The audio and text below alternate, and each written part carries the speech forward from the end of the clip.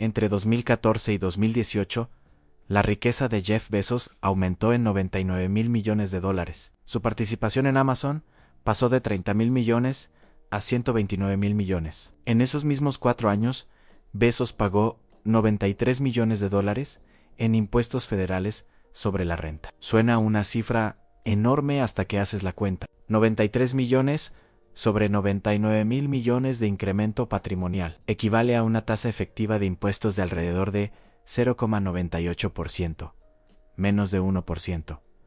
Tú pagaste más. Si ganas $60,000 al año, tu tasa efectiva federal suele estar alrededor de 10 a 12%. Pagas 10 veces la tasa que pagó Jeff Bezos sobre tu salario, mientras él ganó 99.000 millones de dólares. Y lo más increíble es que en 2007 y en 2011 Jeff Bezos pagó 0 impuestos federales sobre la renta en Cerona, a pesar de tener un patrimonio que ya superaba los 18.000 millones de dólares en 2011. No pagó nada. Elon Musk, en 2018, pagó 0 impuestos federales sobre la renta, mientras su patrimonio rondaba los 23.000 millones. Michael Bloomberg entre 2014 y 2018 tuvo una tasa efectiva de 1,3%. Carl Icahn, en 2016 y 2017, pagó 0. George Soros, entre 2016 y 2018, pagó 0. Esto no es evasión fiscal.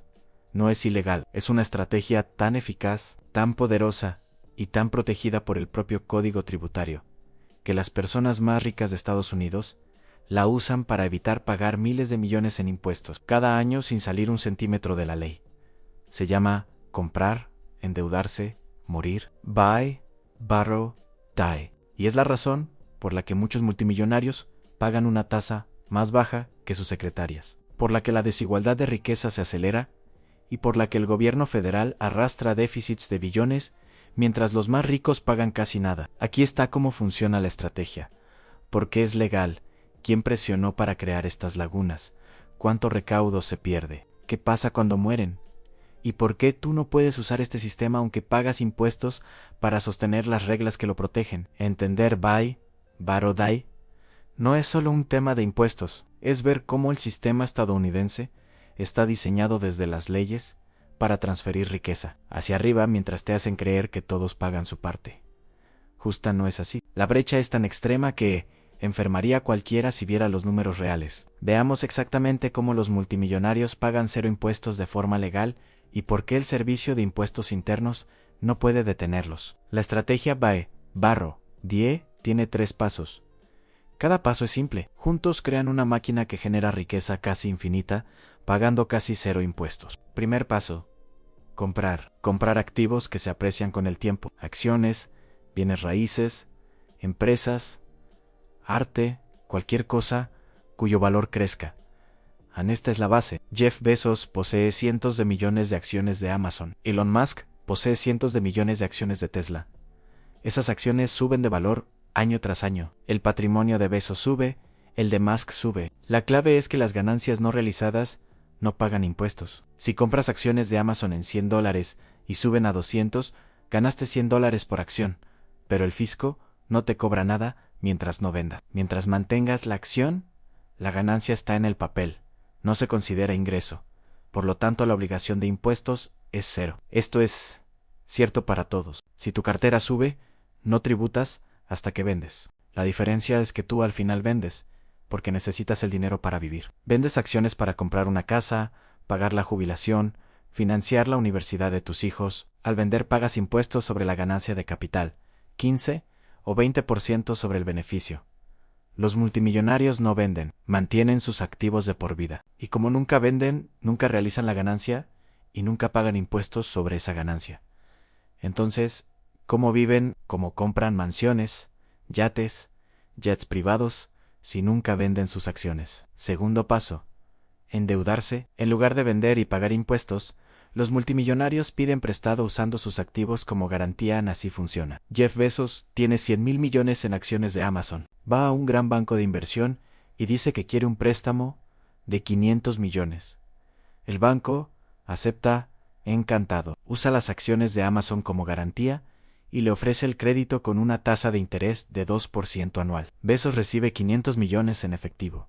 Los gasta como quiere. Casas, jets, yates inversiones en otras compañías. Y de forma crucial, el dinero prestado no es ingreso imponible. Si tú ganaras 500 millones como salario, pagarías 37% de impuesto federal más impuestos estatales, más de 180 millones solo en el tramo federal. Si en cambio pides prestados 500 millones usando tus acciones como garantía, pagas 0 impuestos sobre la renta porque es un préstamo, no un ingreso. Y aquí está la parte perfecta para el multimillonario. El costo del préstamo, 2%, es muy inferior al crecimiento de sus activos. Si las acciones de Amazon crecen 15% al año y el crédito cuesta 2%, Bezos está ganando 13% neto. Se enriquece más mientras vive de dinero prestado libre de impuestos. Este tipo de operación se llama préstamo con garantía de valores. Los grandes bancos lo ofrecen a clientes de patrimonio ultra alto. Normalmente necesitas entre 10 y 50 millones en activos para acceder a estas líneas. Por debajo de eso, a la banca no le interesa. Así que Bezos pide 500 millones al 2% y vive de eso varios años. Cuando necesita más, pide otros 500 millones. Sigue sin pagar impuestos. Y el préstamo original no lo liquida del todo. Lo refinancia o lo deja rodar. Al banco no le preocupa porque la garantía, las acciones, siguen subiendo de valor. El crédito está sobrecolateralizado. El banco está feliz. Bezos está feliz. El perdedor es el fisco, que no cobra nada. Pero queda una pregunta. ¿Qué pasa cuando muere? No hay que devolver los préstamos. Alguien tendrá que pagar las deudas y los impuestos al final. Aquí entra el tercer paso. El tercer paso, morir. Cuando el multimillonario muere, sucede algo casi mágico en el código fiscal. Se llama reajuste del costo fiscal al momento de la herencia. Step up in basis. Así funciona. Imagina que Jeff Bezos compró sus primeras acciones de Amazon en 1997 a $1 cada una. Hoy, esas mismas acciones valen cientos de dólares. Si Bezos vendiera, tendría que pagar impuestos sobre toda la ganancia entre el costo original y el valor actual. Pero Bezos nunca vende. Durante su vida pide préstamos contra esas acciones y vive con ese dinero, después muere. Cuando muere, sus herederos reciben esas acciones en herencia, y la regla dice que el costo fiscal de esas acciones se reajusta al valor de mercado del día de la muerte. Las acciones que él compró a $1 y que ahora valen, digamos, 180, pasan a tener para los herederos un costo de 180. Los $179 de ganancia que se generaron durante la vida de Bezos desaparecen a efectos fiscales. Es como si nunca hubieran existido. Sus herederos ahora tienen acciones con un costo fiscal igual al valor de mercado. Si venden a ese mismo precio, no hay ganancia. Por lo tanto, no hay impuesto. Toda la apreciación de décadas se escapa sin tributar. Ahora, ¿qué pasa con los préstamos? Los cientos o miles de millones que Bezos pidió contra sus acciones. Sus herederos pueden vender una parte de las acciones, ya con costo reajustado, para pagar esos préstamos sin generar casi impuesto. O pueden mantenerlas y seguir el mismo juego, pedir nuevos créditos con las acciones como garantía y continuar el ciclo. El resultado es que Bezos vivió como un rey durante décadas, pagó muy pocos impuestos sobre la renta, y sus herederos reciben la riqueza casi limpia de impuestos. Comprar, endeudarse, morir, comprar activos que se aprecian, endeudarse contra ellos sin tributar, morir y borrarlo todo con el reajuste del costo fiscal. Es la estrategia de evasión legal más poderosa que existe, y es 100% legal. Veamos cómo esta estrategia fue construida de manera deliberada en la ley. ¿Quién luchó para que exista? ¿Y cuántos impuestos se pierden cada año? El reajuste del costo fiscal no es un accidente ni un descuido. Fue diseñado desde el inicio para beneficiar a los más ricos y ha sido defendido por ejércitos de cabilderos durante más de un siglo. Esta regla se creó en 1921, apenas 8 años después de que naciera el impuesto federal sobre la renta. La justificación oficial era evitar una doble imposición. Si alguien compraba una acción y la mantenía 40 años, se decía que gravar a los herederos por todas esas ganancias viejas era injusto. Esa lógica suena razonable, pero es profundamente engañosa.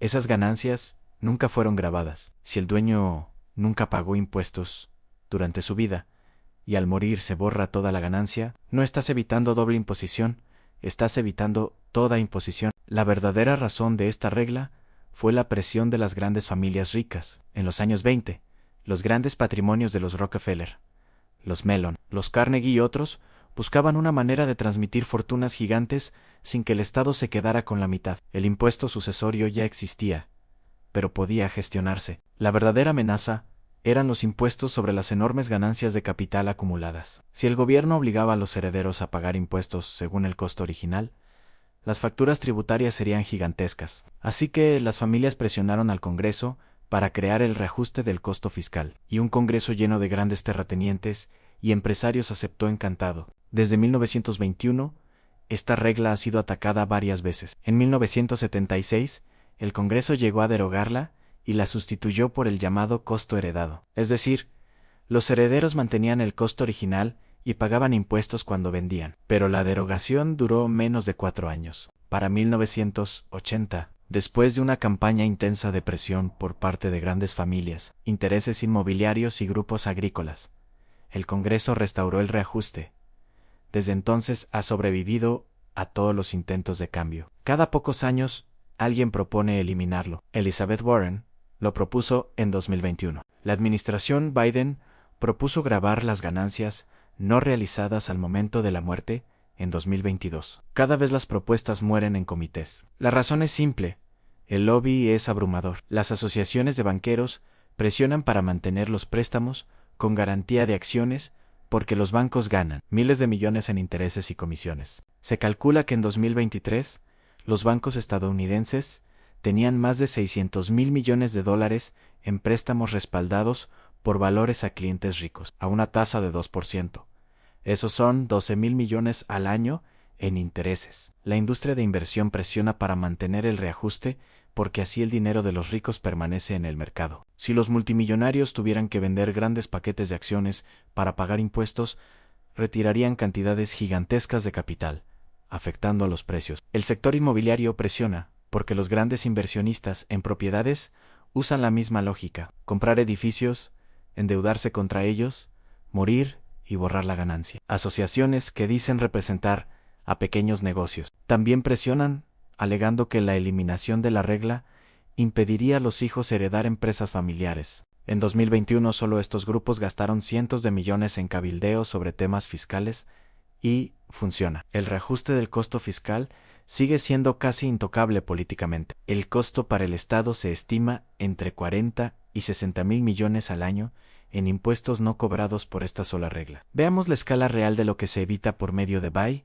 BARO, DAI. Según estudios de economistas de la Universidad de California en Berkeley, las 400 personas más ricas de Estados Unidos concentran alrededor de $4,5 billones en riqueza. La mayor parte son ganancias de capital no realizadas en acciones, inmuebles y empresas privadas. Si esos 4,5 billones se vendieran y se grabaran al 20% de impuestos sobre ganancias de capital, el Estado recaudaría unos $900 mil millones.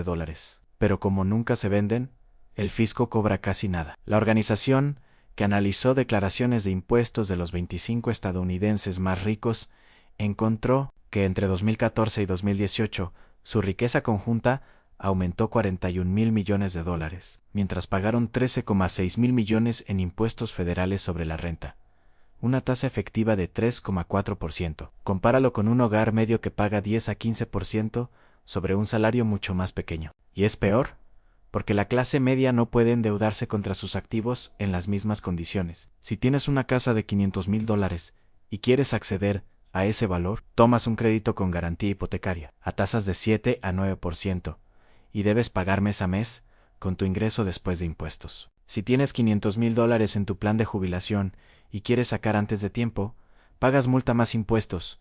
El costo efectivo puede rozar la mitad del monto. En cambio, si posees 500 millones en acciones, pides prestado contra ellas al 2%, sin pagar impuestos. El diseño es claro: cuanto más tienes, menor es tu tasa efectiva. El propio gobierno lo sabe y no hace casi nada. Se estima que cada año se dejan de recaudar alrededor de $600 mil millones por estrategias de elusión, lagunas y refugios fiscales. De esa cifra, entre 100 y 150 mil millones se atribuyen directamente al combo de BAI, BARO, DAI y del reajuste del costo fiscal. Son 100 mil millones anuales que podrían ir a infraestructura, salud, educación, reducción de deuda, pero que se quedan en manos de unas pocas centenas de familias. Veamos ejemplos concretos de multimillonarios usando este esquema. Larry Ellison, fundador de Oracle, entre 2014 y 2018, su riqueza aumentó más de 13.000 millones. Pagó unos 1.400 millones en impuestos federales en ese periodo, una tasa cercana al 10%, similar a la de un hogar de clase media. Ellison posee más de 1.000 millones de acciones de Oracle. Nunca vende. En su lugar pide préstamos. Documentos oficiales muestran que ha tomado créditos por más de 10.000 millones usando sus acciones como garantía. Con ese dinero ha comprado un yate de cientos de millones y hasta una isla completa en Hawái. Todo financiado con deuda, sin vender acciones, sin tributar por esas compras. Warren Buffett es famoso por decir que los ricos deberían pagar más impuestos y por afirmar que su secretaria paga una tasa más alta que él. Y tiene razón, porque él mismo usa, buy, borrow, die, posee alrededor de un tercio de Berkshire Hathaway, un patrimonio de más de 120.000 millones. Tiene esas acciones desde hace décadas y casi nunca vende. Entre 2014 y 2018, su fortuna creció más de 24.000 millones. Mientras pagó apenas $7 millones en impuestos federales sobre la renta, eso es una tasa efectiva de alrededor de 0,1%. Su sueldo oficial en la empresa es de $100.000 al año. Esa parte sí tributa. El resto de su riqueza crece dentro de las acciones. Para liquidez personal utiliza líneas de crédito con sus acciones como colateral. Cuando muera, gran parte de su patrimonio irá a su fundación y el resto a sus herederos con el costo fiscal reajustado. Décadas de ganancias sobre las acciones de Berkshire casi no pagarán impuestos. Elon Musk en 2018 pagó 0 impuestos federales. No recibe salario de Tesla. Su compensación son opciones de acciones que solo tributan cuando se ejercen. Mientras no ejerce, no hay impuesto. Para financiar sus proyectos personales, usa préstamos respaldados por sus acciones de Tesla. Documentos oficiales muestran que ha pedido más de $20.000 millones en este tipo de préstamos. En 2021 pagó una cifra cercana a $11.000 millones en impuestos y se celebró como un gesto de justicia. Pero esa cantidad correspondía a la necesidad de ejercer opciones, que caducaban, y aún así representaba una tasa efectiva mucho menor que el crecimiento de su riqueza ese año. Michael Bloomberg, con un patrimonio de casi 100.000 millones, vio crecer su fortuna más de 22.000 millones entre 2014 y 2018, mientras pagó menos de 300 millones en impuestos federales, alrededor de 1,3%. Posee la mayoría de su compañía de información financiera, toma poco salario, usa deuda para liquidez. El patrón siempre es el mismo: comprar activos, mantenerlos de por vida, endeudarse para vivir, pagar muy poco impuesto sobre la renta, morir y transferir la riqueza con el reajuste del costo fiscal. ¿Por qué tú no puedes hacer lo mismo? Porque la estrategia solo funciona a esa escala, con decenas o cientos de millones en activos. Los préstamos con garantía de valores exigen una colateralización enorme. Si tienes $100.000 en acciones, como mucho te darán una línea pequeña con intereses altos y riesgo de llamada de margen si el mercado cae. Si tienes 100 millones, los bancos compiten por prestarte al 2%. El mismo mecanismo, dos mundos distintos. El reajuste del costo fiscal también solo marca una gran diferencia cuando las ganancias no realizadas son gigantes. Si compraste acciones por $200.000 y acaban valiendo 400.000. El ahorro para tus herederos es relativamente modesto. Si compraste participaciones por 10 millones y terminan valiendo 10.000 millones, el ahorro de impuestos puede ser de miles de millones. A eso se llama preservar riqueza dinástica. Necesitas además ingresos para vivir. La mayoría depende de un salario o de los beneficios directos de un pequeño negocio. No puedes vivir 20 años solo de préstamos porque no tienes suficientes activos detrás ni estabilidad de garantías. Los multimillonarios no necesitan salario, piden 10 millones, viven unos años con eso, luego piden otros 10 millones. La deuda no los ahoga porque sus activos crecen más rápido que los intereses. En resumen, el sistema está configurado para que las estrategias fiscales más poderosas solo estén disponibles para la franja más alta. Cuanto más subes en la pirámide, menos impuestos pagas en proporción. El resultado es una transferencia masiva de la carga tributaria hacia la clase media y trabajadora. Además, hay que considerar los otros impuestos. El impuesto sobre la renta es solo una parte. Los impuestos sobre nómina que financian la Seguridad Social y Medicare se aplican sobre salarios hasta un tope de ingreso anual. Si ganas $50.000, pagas una porción importante de tu salario en estos impuestos. Si ganas 500 millones en plusvalías de capital, no pagas nada por este concepto porque las ganancias de capital no están sujetas a contribuciones sobre nómina. Suma a eso impuestos sobre ventas, impuestos estatales y locales, impuestos a la propiedad, que suelen ser proporcionales o regresivos. Y la realidad es que como porcentaje de su ingreso total, la carga para la clase media se acerca bastante a la de los más ricos. Y en el caso de los ultra ricos, la tasa baja otra vez gracias a estrategias como buy, borrow, die. ¿Qué sucede cuando los multimillonarios mueren? Cada año se transfieren alrededor de 500.000 millones en riqueza en Estados Unidos, por fallecimiento. Una gran parte corresponde a patrimonios de más de 10 millones. La ley dice que sucesiones por encima de cierto umbral pagan un impuesto sucesorio cercano al 40%, pero la combinación de trusts, fundaciones, descuentos de valoración y el famoso reajuste del costo fiscal hace que pocas fortunas paguen esa tasa nominal. Si alguien muere con 100 millones en acciones que compró por 10 millones, sus herederos reciben 100 millones y el fisco borra la ganancia de 90 millones. No hay impuestos sobre esa ganancia. Si además la fortuna está en fideicomisos irrevocables, estructuras familiares y fundaciones, el impuesto sucesorio directo se reduce de forma drástica. Se estima que la combinación de estas herramientas permite que gran parte de las grandes fortunas se transmitan con tasas efectivas, muy por debajo de lo que marca la ley general. Estudios del gobierno estiman que el reajuste del costo fiscal por sí solo le cuesta al Estado decenas de miles de millones al año. A lo largo de una década, eso suma cientos de miles de millones que no entran en las arcas públicas. Cuando se han propuesto leyes como la llamada ley para el 99.5%, que buscaba eliminar este reajuste para grandes patrimonios y gravar las ganancias al momento de la muerte, los proyectos han muerto rápidamente. Lo mismo con las propuestas para gravar ganancias no realizadas a partir de cierto nivel.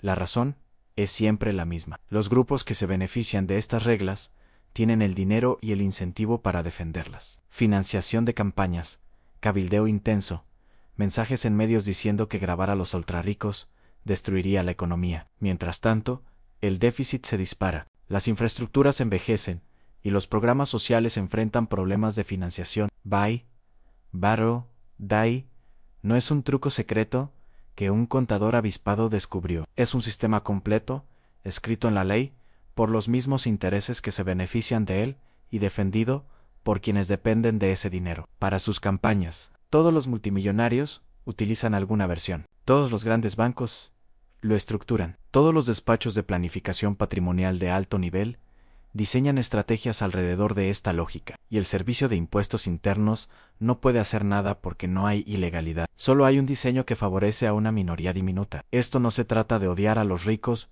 ni de castigar el éxito. Si creas una empresa, tomas riesgos, generas empleo y te haces rico, es lógico que tu esfuerzo tenga recompensa. El problema es cuando el sistema deja de ser proporcional y se convierte en algo cercano al feudalismo financiero. Si tú haces $50,000 y pagas 12% en impuestos, alguien que gana 50,000 millones no debería pagar 1%. Eso ya no es un mercado meritocrático, es un sistema capturado. La estrategia buy, borrow, die existe porque quienes se benefician tienen el poder de mantenerla. Pagan cabilderos, financian campañas, construyen narrativa y mientras tanto, el déficit anual se mueve en torno a billones. La deuda pública crece y los servicios públicos dependen de los impuestos de quienes no pueden escapar. Tú no vas a usar buy, borrow, die. No porque seas menos listo, sino porque no tienes los cientos de millones en activos que hacen que los bancos te abran esas puertas. Los préstamos baratos no están para ti. El reajuste del costo fiscal